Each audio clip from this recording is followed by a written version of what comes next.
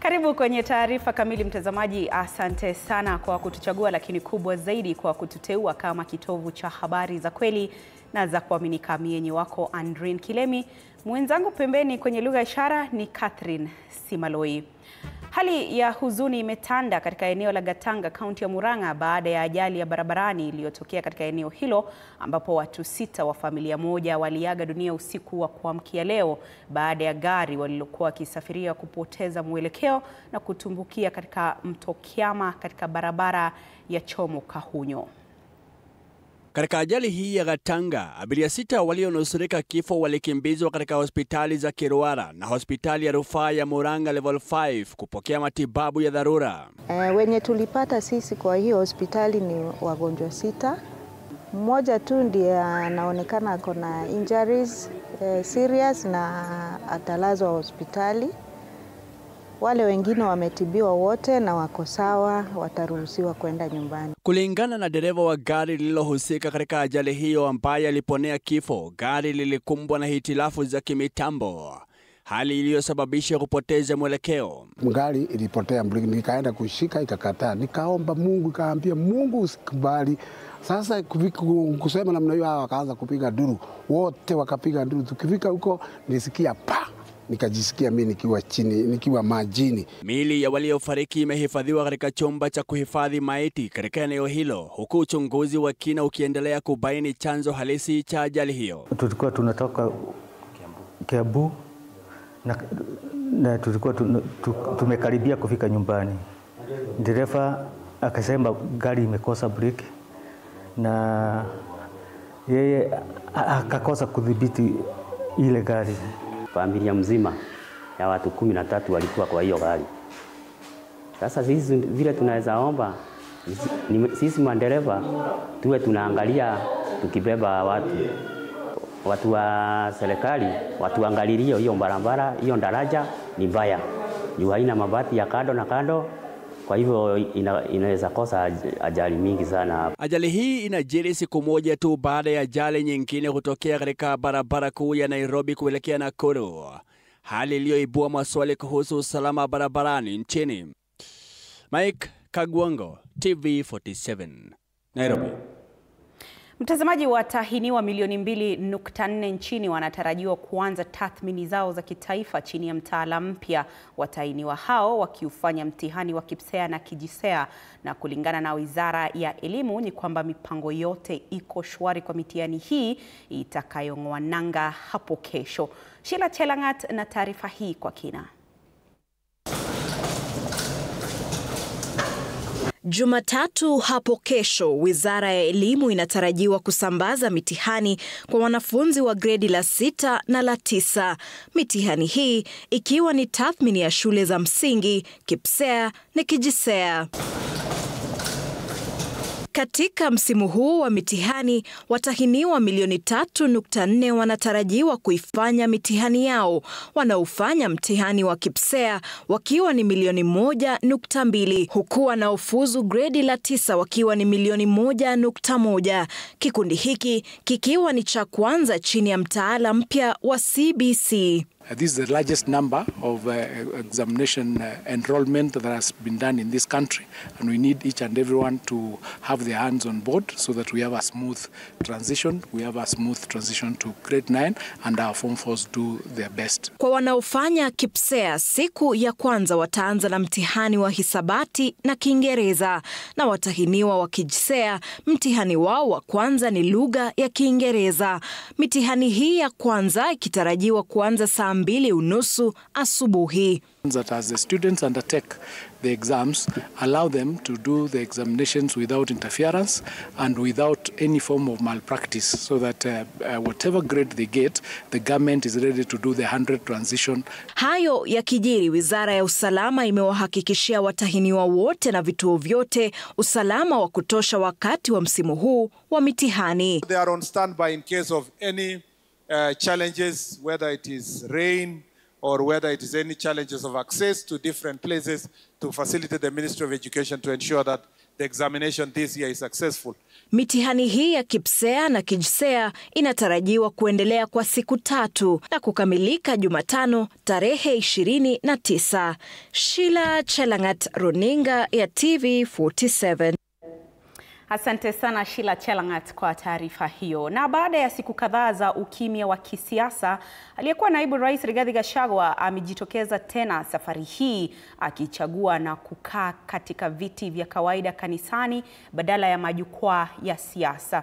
Kurejea kwake kimya kimya kunajiri siku chache baada ya kukosa kuhudhuria mazishi ya aliyekuwa waziri mkuu hayati Raila Amolo Odinga, hafla iliyowakutanisha viongozi wakuu wa taifa. Hata hivyo, kurejea kwake kumekuja huku sauti kutoka eneo la Nyanza zikionya dhidi ya ziara yake nyumbani kwa hayati Raila Amolo Odinga mjini Bondo.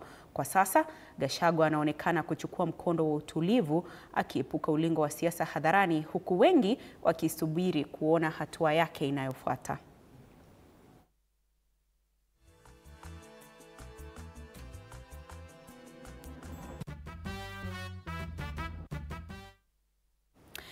Na mtazamaji, baada ya kifo cha aliyekuwa waziri mkuu Raila Odinga, Oburu Oginga nduguye Raila ambaye pia ni seneta wa Siaya alitwikwa majukumu ya kuongoza chama cha ODM. Sasa uongozi wake unazidi kupata uungwaji mkono kutoka kwa viongozi mbalimbali. Uungwaji mkono wa hivi punde ukiwa ni wa vuguvugu la Movement for the Defense of Democracy MDD. Meshak Mwaluse na taarifa hii. MDD nchi yetu. Mawimbi ya kisiasa yanaendelea kushika kasi nyuma ya seneta wa Siaya Oburu Oginga kufuatia kuteuliwa kwake kuwa kaimu kiongozi wa chama hicho cha ODM.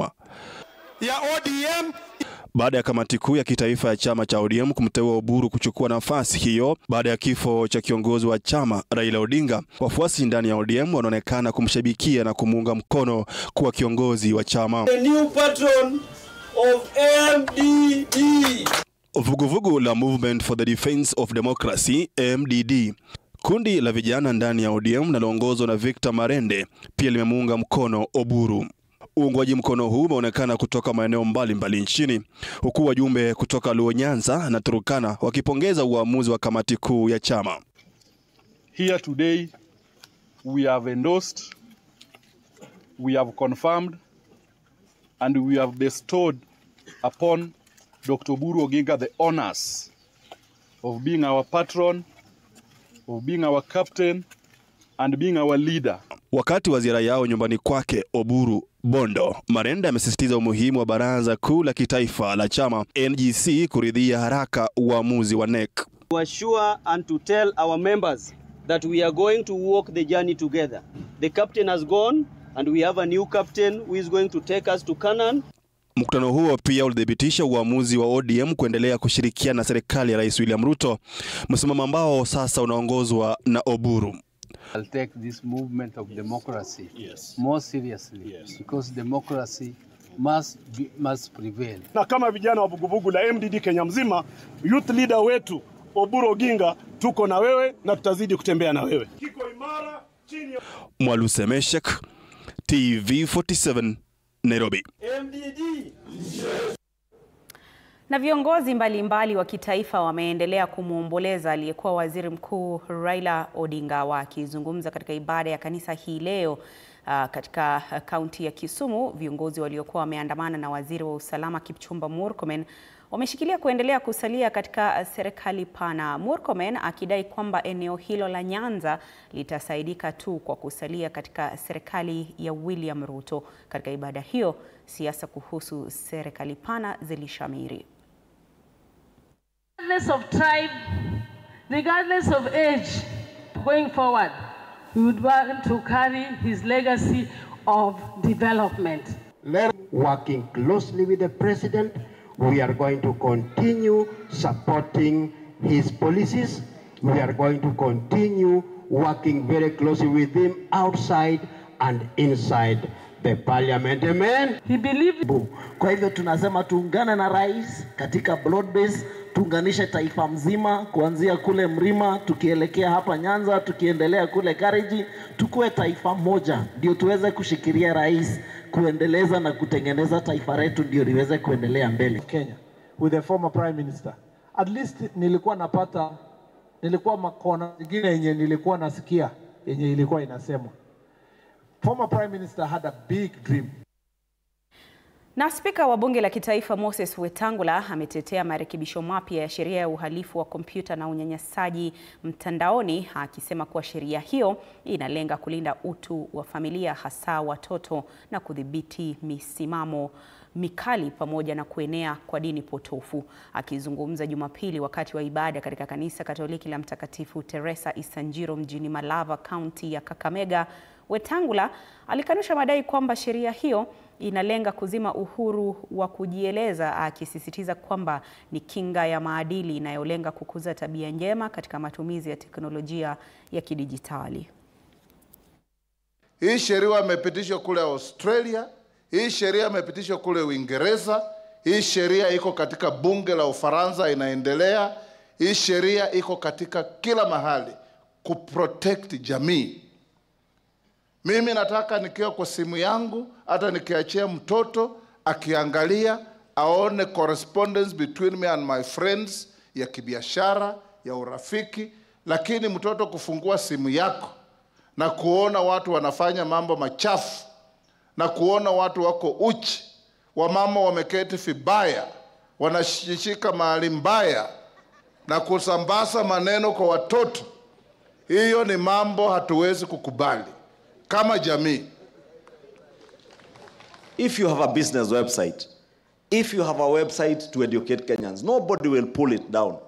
But we cannot allow pornographic content to go unfiltered, to go without sanctions, and that is what that law sought to protect. And Honorable Speaker, I must thank you, because when you presided over the debate of that bill, and I was seated there throughout, not a single member of parliament objected to that bill.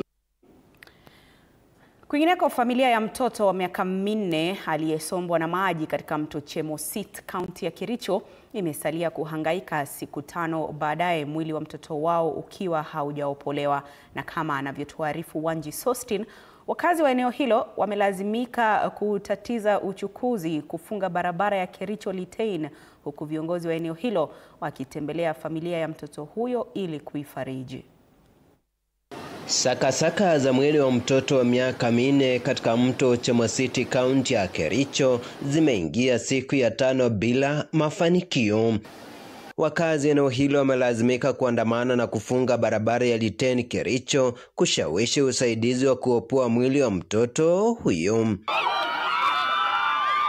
Viongozi waliofika eneo hilo wakiongozwa na mbunge wa Bureti Kibet Komingoi na Joseph Cherorot wa Kipkelion Mashariki wameitaka serikali ya kaunti kuimarisha huduma za dharura na kununua vifaa vya uokoaji. We will need the support of the police so that they can be able to help us in searching, finding and retrieving the body of this young one. Nimekuwa hapa kutoka Wednesday na leo ni Sunday, ni siku ya 5, na tunatarajia kwamba kufikia siku ya leo, kwa maombi yetu ni kwamba tutaweza kupata mwili wa huyo mtoto. Na hii pia ni changamoto kwetu hasa katika county about our disaster preparedness. We need to be prepared. Tunajua hii ni msimu wa mvua, na ningependa pia kuhimiza wazazi kwamba tafadhalini make sure that upate kutunza watoto wenu, upate kuwachunga ili tusipate kupata shida kama hii. Wakazi wameitaka serikali kuweka kinga kando ya mto huo ili kuepusha ajali za aina hiyo. Wazazi pia wakihimizwa kuwalinda watoto, hususan kipindi hiki cha likizo na mvua kubwa. We are supposed to be having divers, but we have not had them in place because of 1, 2, 3 other reasons. What is there is we've gotten proposals. We've gotten proposals that we need to engage divers of our own. Ile kitu ambayo tumelearn pia kutoka hili challenge ambayo imetokea ni kwamba hata watoto wetu wanafaa kuwa wameweza kuwa equipped. Wanji Sostin, TV47. Naam, asante sana Wanji Sostin kwa taarifa hiyo. Na mto Nairobi kwa wakati mmoja ulikuwa uti wa uhai wa jiji la Nairobi, lakini leo mto Nairobi umegeuka kuwa kioo cha uchafuzi na uzembe wa binadamu. Hata hivyo, bado kuna matumaini ya kufufua tena. Mwandishi wetu Gilbert Rono anasimulia chimbuko na mikakati ya kufufua mto Nairobi. Nafahamika kama mto Nairobi. Nilizaliwa milimani nikalishwa na mvua na chemichemi. Wakanipa jina la jiji, ilhali kila siku unabeba uzembe wake, taka zake na matumaini yake. Nimeona maji taka yakitiririka ndani yangu, plastiki zikielea juu yangu. Wakati mmoja waliniita uti wa uhai wa jiji. Nilikuwa safi, baridi na huru. Nilizaliwa katika vilima vya Aberdare na kwa maridadi nikapenya ndani ya misitu. Wakati huo, watoto walikunywa maji yangu kwa viganja vyao. Samaki walicheza katika maji yangu madogo. Lakini kama ilivyoada, miji hukua kama mito inavyotiririka bila kuzuilika, mara nyingi bila kujali. Nairobi ilipozidi kukua, ilinikaribia ikimwaga taka na maji taka. Hivi sasa mimi ni kioo kinachoonyesha kile jiji linajaribu kulificha. Plastiki zinaelea pale ambapo maua yalikuwa yanachanua. Mafuta yamefunika uso wangu kama kovu. Nabeba harufu ya ahadi zilizotelekezwa. Watu sasa wanaogopa kunigusa. Kila mmoja anayetembea karibu na kingo zangu ameuziba pua lake. Wanasema mimi ni mchafu, lakini nimekuwa hivi kwa sababu yao. Kila tone la sabuni, maji taka ya kiwanda na kila taka inayotupwa kiolela, yote yananiishia mimi. Na sisemi chochote, mimi hubeba tu. Hii maji watu walikuwa wanaogea kitambo.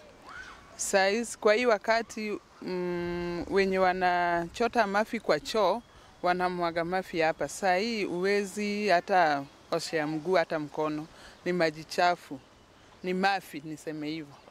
Sasa watu wanamwaga vitu chafu, hata takataka watu wanamwaga hapo ndani, mapampas manini watu wanamwaga kwa hii maji. Vipimo vinaonyesha viwango vya juu vya metali hatari, viko mbali zaidi ya viwango salama. Hili si tatizo la mto pekee, ni janga la kiafya la umma. Licha ya janga hili, hata katika udhalili wangu bado wapo wanaopata riziki kupitia mateso yangu. Zili natafuta tu scrap. Sasa hii magnet ndio nafanya nao kazi ya kutafuta hii scrap. Alafu sasa nilikuwa na spade hapo, spade ni ya kuchukua vitu kama zenye shiko na hii magnet. Sasa vitu kama aluminium, hizo zinc, hizo zishiko na hii magnet. Sasa nilikuwa natafuta na spade na nini. Just unajua kitambo siweji ilikuwa inaingia huku. But sasa siweji kifungwa, hakuna venye hata naweza pata hizo vitu kama hizi sasa.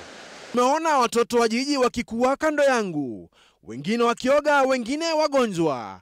Nimewaona wanasiasa wakisimama kingo zangu wakiahidi kunisafisha, kisha kuondoka kabla ya mvua inayofuata kusukuma uchafu zaidi ndani ya mishipa yangu. Lakini bado kuna matumaini.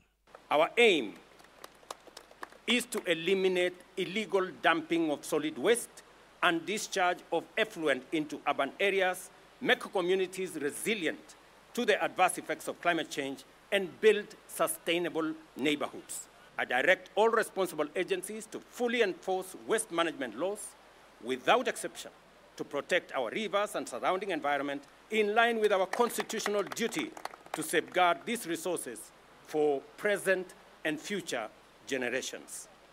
The initial phase of climate works will begin here in Nairobi County. Wakati mwingine nahisi mikono mnyororo ikinua chupa tumboni mwangu, sauti za vijana zikisema tukomboe mto wetu, na kwa muda mfupi najihisi mwepesi tena. Laiti wangejua niko kiasi gani natamani kupumua, natamani kuwa kama zamani. When this river is regenerated, of course, we will not allow any activities which are likely to pollute the river. So any activities which will likely lead to a situation where the river is now going to end up going back to its original state is not going to be allowed. So any waste management activities on the riparian land are also not going to be allowed. We will now have to look for other sites and areas where the communities now can be able to engage in their sorting and their separation of waste in various parts. Sijapotea chini ya maji meusi, bado nasonga, bado nakumbuka nyimbo za milima na kicheko cha watoto wa kwanza waliocheza kingo zangu.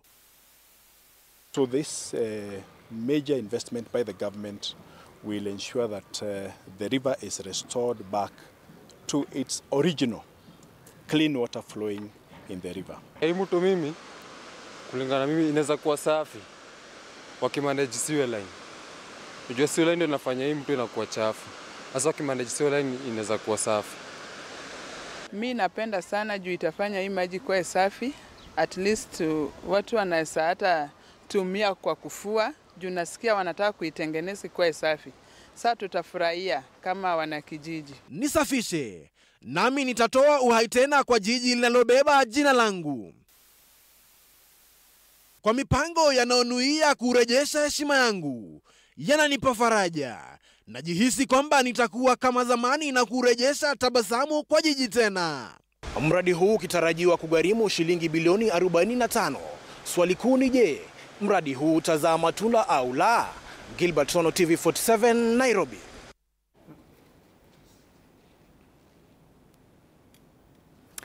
Asante sana Gilbert Rono kwa taarifa hiyo. Mtazamaji, sasa tunapunga unyunyu kidogo, lakini usiende mbali, salia papo hapo. Tukirejea tunarejea na taarifa zaidi.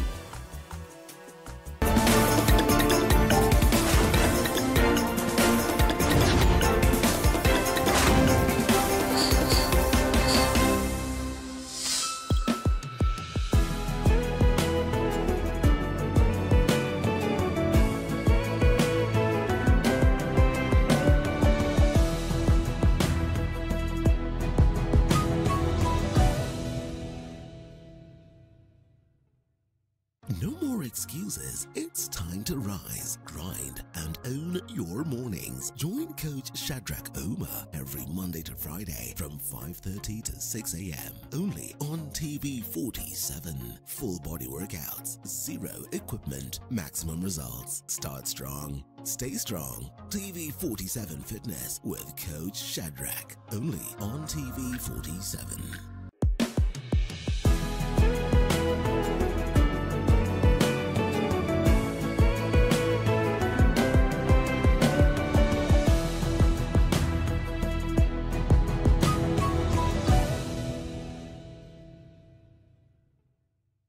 Looking for the perfect way to kick off your weekend? Pole. Hiyo ni salamu ya Mluya kabisa. Tune in to Friday with Betty, the most exciting show on TV. Betty, one tear gas. Betty, I don't know where this guy's going. From the latest news and trends to unforgettable moments. Wewe ni simpa. Friday with Betty is your go-to show for a fabulous Friday night. Theological, meteorologist.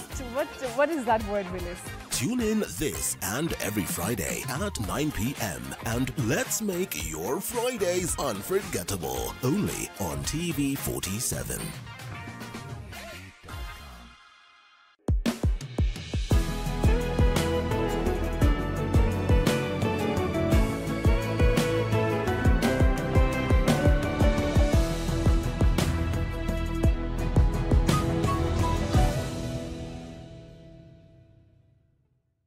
Enjoy uninterrupted live streaming of your favorite programs on TV47 and Radio 47 on the go with our new mobile-friendly website. Experience the future of broadcasting. Visit www.tv47.digital or scan this QR code and stream your way to endless news and entertainment. Welcome to the home of untold stories.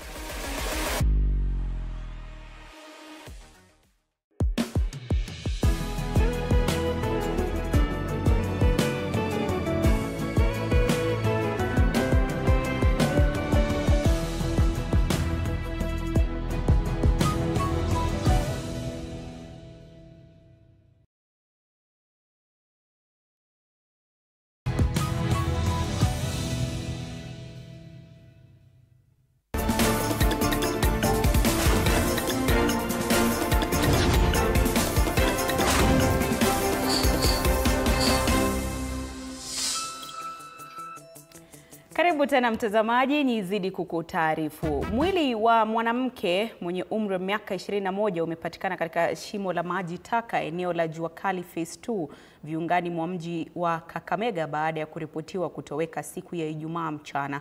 Mwili wa marehemu Wendy Eda, mkazi wa mtaa huo, ulipatikana ndani ya shimo la maji taka lililoko nje ya nyumba wanamoishi. Mamake Lilian amefichua kuwa mwanawe alitoweka siku ya Ijumaa mchana na juhudi za kumtafuta hazikuzaa matunda.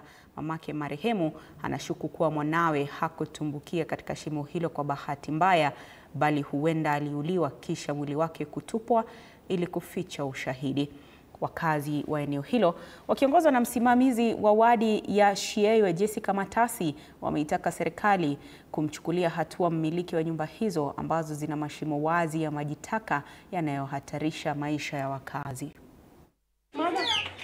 Mtoto wangu alipotea Friday, alipotea saa 5. Tulirealize mtoto hayuko saa 6, tukatafuta mtoto, nitangulia kwa mama. Kapata mama ameenda sokoni, nikaenda hapo mbele mama hayuko, nikaenda kwa marafiki zake mama msichana hayuko. Mvua ikaanza, ikabidi tutoke tu tutafute mtoto. Tukatafuta mtoto, tukaulizia hata majirani wanasemaje wanako Wendy. Sasa baadaye ndio manduru zikaanza.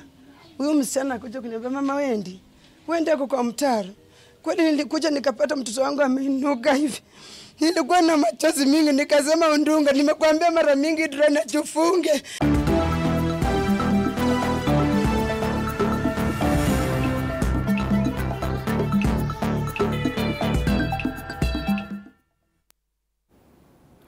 Sasa tudunde viwanjani. Timu ya kandanda ya wanaume nchini Kenya, Nairobi United, imeratibiwa kuchuana na timu ya Tunisia Etoile Sportville du Sahel leo usiku katika mchuano wa kuwania nafasi katika hatua ya makundi ya kombe la shirikisho la CAF utakaosakatwa mida ya saa 2 usiku nchini Tunis. Nai Boys waliandikisha ushindi dhidi ya wapinzani wao kwa mabao 2-0 katika mkondo wa kwanza ulioandaliwa katika uwanja wa Ulinzi Complex jijini Nairobi. Kikosi hiki cha Mohamed Ali kinalenga kuandikisha historia kwa kufuzu katika hatua ya makundi kwa mara ya kwanza tangu mwaka 2018 wakati miamba wa soka nchini Gor Mahia walifuzu. I think the mentality is sharp. They are playing second match in this cup away, and I believe that we'll have a goal for the players, the psyche that they have. And of course, they want to make Kenya proud and for the country. And I think that's the thing that they have on their shoulder. And I believe they will do that. The fans are very rowdy, but at the end of the day, we have to work through the 90 minutes of the pitch. So we are trying to put our players in a good concentration mood, so that maybe sometimes when you look at when they have a lot of fans, the most important thing is to keep them alert for 90 minutes, and that's what we are doing now. You can see the background. We are trying to put fans who are shouting for Etoile. Na mashabiki wa timu ya ligi kuu ya Uingereza Arsenal kutoka pembe zote za nchi waliungana hii leo katika makao ya familia ya marehemu Raila Amolo Odinga, Kang'o ka Jaramogi, kumpa heshima na taadhima zao za mwisho. Mzee Raila alitambulika kwa upendo na uaminifu wake kwa timu ya Arsenal na kufahamika kama shabiki mchangamfu, mwaminifu na aliyejua kujivunia timu yake hata wakati wa changamoto. Mashabiki hao waliokuwa wamevalia mavazi yao ya rangi nyekundu walimpokeza Mama Aida ujumbe wa rambirambi, wakieleza huzuni na heshima zao kwa kiongozi aliyegusa mioyo ya wengi ndani na nje ya siasa. About 8 branches to pay tribute to Baba. It is all known that Baba was a staunch fan of Arsenal. It is by no mistake that if the home now is painted red, it is in honor of Baba, and all of us here are singing the songs that Baba used to sing for the success of our team. I'm happy to say that while Baba is away, every Kenyan every fan in the world knows that we've had 2 successful games. Me as an Arsenal fan, I love Raila because hakuacha Arsenal hata kama tunasafa. Alikuwa hapo anasema timu ni moja. That's why we are here saying Joey, rest in peace Raila Amolo Odinga. Na mtazamaji, kwa taarifa hizo za spoti, sasa sina la ziada. Ninatia kikomo kwenye taarifa zetu za TV47 weekend Jumapili ya leo. Asante sana kwa wote waliofanikisha taarifa hizi. Shukrani kwako mtazamaji siku zote kwa kushabikia runinga hii ya TV47. Nimekuwa wako Andrin Kilemi, mwenzangu pembeni si mwingine ni Catherine Simaloi. Ninaondoka, lakini nasemaje? Nasema kwamba simu ikiwa kimya si kwamba haina chaji, huenda ujumbe haujatumwa. Kwaheri kwa sasa.